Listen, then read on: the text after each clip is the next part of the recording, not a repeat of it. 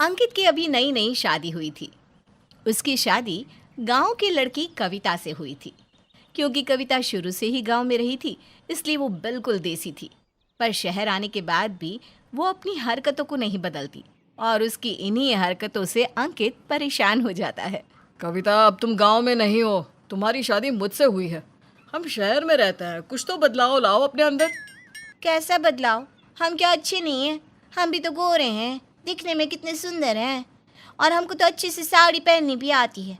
हम ना अपने गांव में सभी लड़कियों को साड़ी पहनाते थे, सभी हमारे पास ही आती थी पहनने के लिए। कविता बोलना शुरू हो जाती है और चुप ही नहीं होती। अंकित उसकी बातों से परेशान हो जाता है। वो तैयार होकर ऑफिस के लिए निकल जाता है।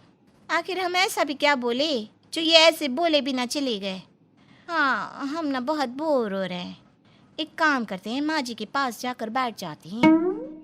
इतना बोलकर कविता आवाज लगाती हुई अपनी सास सुमन को ढूंढती है। कुछ देर बाद वो अपनी सास को किचन में पाती है तो उन्हें पीछे से पकड़ लेती है। कौन है? माँ जी, आप डरती काहे हो? हम हैं आपकी बहू कविता। क्या हुआ? आप तो ऐसे चीख रही है जैसे आपने कोई भूत देख लिया हो। अरे बहू, मुझे दिल की बीमारी है। अगर तू भूतों की तरह मुझे पीछे से पकड़ेगी तो मैं इसी तरह से चिल्लाऊंगी ना। एक तो मैं वैसे ही परेशान हूँ, ऊपर से तेरी हरकतें। का? अब परेशान है पर का? अरे मेरा बेटा अंकित और तेरा पति आज लंच लेकर नहीं गया। वो 1 मिनट भी भूखा नहीं रह सकता। और तू तो जानती है कि वो बाहर का कुछ खाता भी नहीं। माँ जी, इसमें परेशान होने वाली क्या बात है?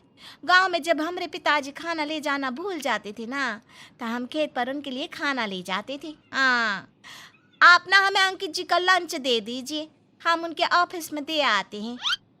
क्या? तू अमित का लंच लेकर ऑफिस जाएगी, वो भी ऐसी हालत में? अरे बहू, अंकित के ऑफिस जाना है तो कम से कम थोड़े तैयार तो हो जा। अगर ऐसी बात है ना माँ जी, तो हम अभी तैयार होकर आते हैं। आप जाकर आराम करिए ना। कविता अपने कमरे में तैयार होने के लिए चली जाती है।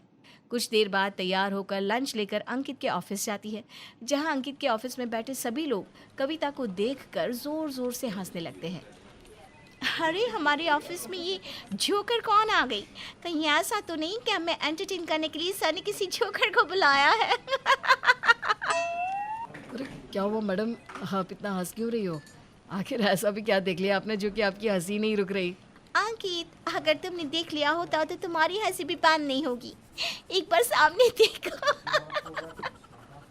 अब अंकित कविता को देखता है। कविता ने सीधे पल्ले की साड़ी पहनी थी, बड़ी बिंदी लगा रखी थी और 2 चोटी जिस पे उसने रिबन लगाए हुए थे। कविता का ये देसी स्टाइल देखकर अंकित को बहुत गुस्सा आता है। वो अकेले में ले जाकर उसे कहता है, कविता, तुम पागल हो गई हो क्या? तुम्हें अगर अपनी इज्जत की परवाह नहीं है तो कम से कम मेरी इज्जत के बारे में ही सोच लेती। क्या हुआ? आप गुस्सा काहे हो रहे हो? हमें यहाँ देखकर आपको अच्छा नहीं लगा का? सही कहा तुमने। तुम जैसी देसी बीवी से शादी करके मैं पछता रहा हूँ। तुम्हें अपने ऑफिस में देखकर मुझे जरा भी अच्छा नहीं लगा। खबरदार, अगर बिना मुझसे पूछे मेरे ऑफिस आई, निकल जाओ यहाँ से। अंकित का गुस्सा देखकर कविता को बहुत बुरा लगता है। वो बिना लंच दिए रोती हुई घर आ जाती है। अब से हम अंकित जी की परवाह ही नहीं करेंगे, क्योंकि उन्हें हमारे उनके लिए चिंता करना पसंद ही ना है। कविता काफी देर तक रोती है, पर कुछ ही देर बाद वो सारी पुरानी बातों को भूल जाती है। तो वहीं दूसरी ओर अंकित को बहुत दुख होता है जब उसे पता चलता है कि कविता तो उसके लिए लंच लेकर आई थी। रात को अंकित घर जाकर कविता से अपनी गलतियों की माफी मांगता है। कविता, मुझे माफ कर दो। आज मैंने ऑफिस में तुम्हारे साथ बहुत गंदी तरह से बात की। आपके माफी मांगने से हमारी आंखों में आंसू दोबारा थोड़ी ना आ जाएंगे। आपको पता है हमें कितना टाइम लगा था और कितने दिनों बाद इस तरह से हम तैयार होकर आए थे सिर्फ आपके लिए।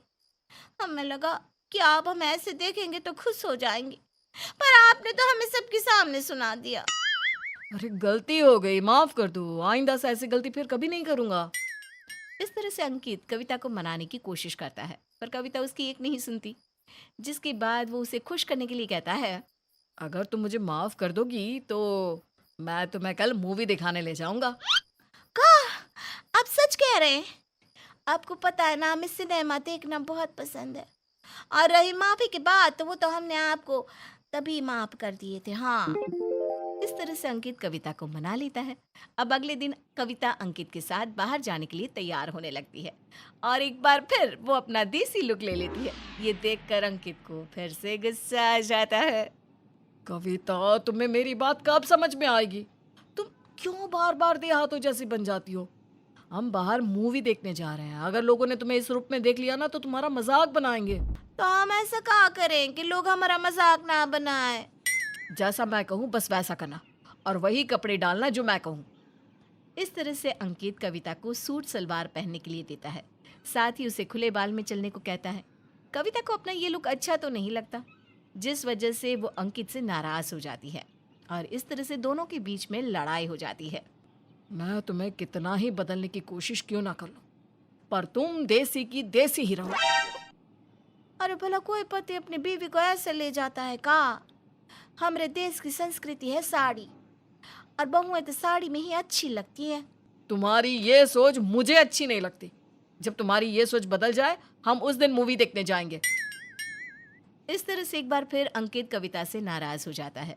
अब ऐसे ही कुछ दिन बीत जाते हैं और एक दिन अंकित के कुछ दोस्त घर पर खाने के लिए आते हैं। माँ, कविता, आज मेरे कुछ दोस्त घर पर खाने के लिए आ रहे हैं, तो आप उनके लिए कुछ अच्छा सा खाना बनाना और कोशिश करना कि चाइनीज़ बनाओ। अरे तू फिक्र मत कर बेटा, मैं सब संभाल लूंगी, और बहू है ना मेरे साथ मेरी मदद करने के लिए। पर माँ जी, ये चाइनीज वो कौन सा खाना होता है? हमें नहीं बनाना आता। माँ को सब आता है, तुम बस माँ के साथ रहना। अच्छा मैं चलता हूँ, रात को अपने दोस्तों के साथ घर आऊँगा। इतना बोलकर अंकित घर से चला जाता है। सुमन भी अपने कमरे में आराम करने लगती है। देखते ही देखते शाम हो जाती है। अचानक से सुमन की तबीयत खराब हो जाती है। बहू, मेरी तबीयत ठीक नहीं है, मुझे बार बार उल्टियाँ हो रही है। एक काम कर, तुझे जो आता है वही खाना बना दे। कुछ देर में अंकित अपने दोस्तों के साथ घर आ जाएगा।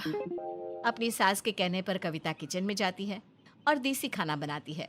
कुछ देर बाद अंकित अपने दोस्तों के साथ घर आता है, जहां वो देखता है कि खाने में दाल, चावल, सब्जी, पकोड़े, कढ़ी और अचार है। इस तरह का देसी खाना देखकर अंकित को बहुत गुस्सा आता है। वो अपने दोस्तों के सामने ही कविता पर भड़कने लगता है। मैंने तुमसे कहा था ना कि तुम खाना मत बनाना, माँ सब संभाल लेगी।